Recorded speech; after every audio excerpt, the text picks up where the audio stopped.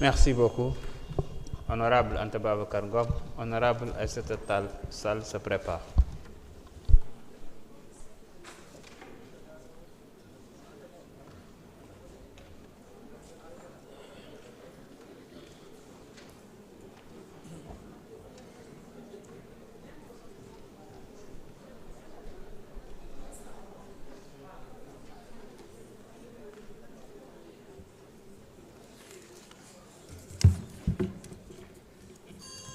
Monsieur le Président, Messieurs les ministres, Madame la Secrétaire d'État, Monsieur le ministre, je commence par vous remercier pour tous les efforts consentis, car on sait tous que les finances publiques sont le socle de notre stabilité, de notre crédibilité, voire même de notre dignité d'État.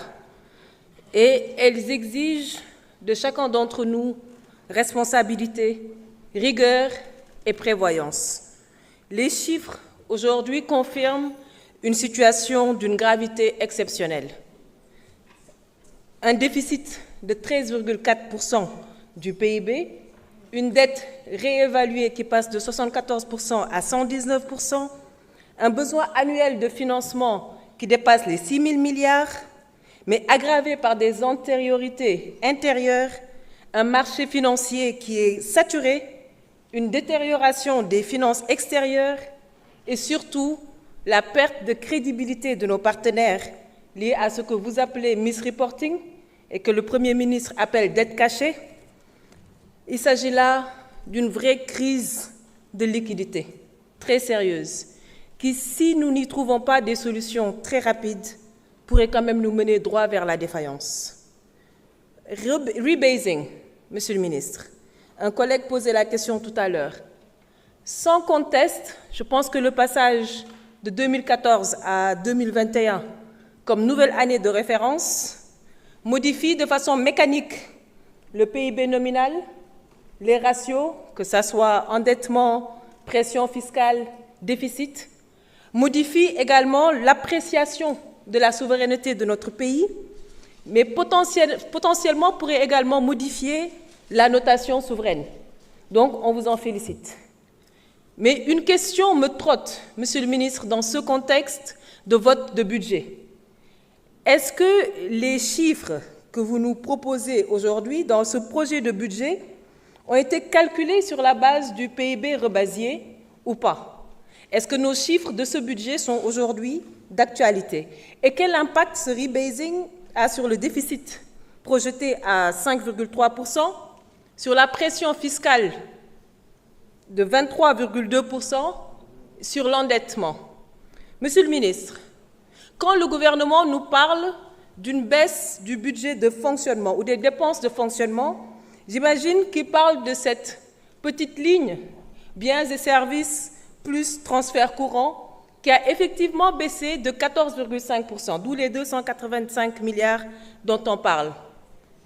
Par contre, rajoutons à ceci ce qui fait réellement fonctionner l'administration au quotidien, c'est-à-dire la masse salariale, qui a augmenté, elle, de 3,2%. Les intérêts plus commissions, qui ont explosé à hauteur de 27,7%. Et à ça, on peut rajouter maintenant les biens et services plus transferts. Vous conviendrez alors avec moi que les charges de fonctionnement ont bel et bien augmenté de 25,3 milliards.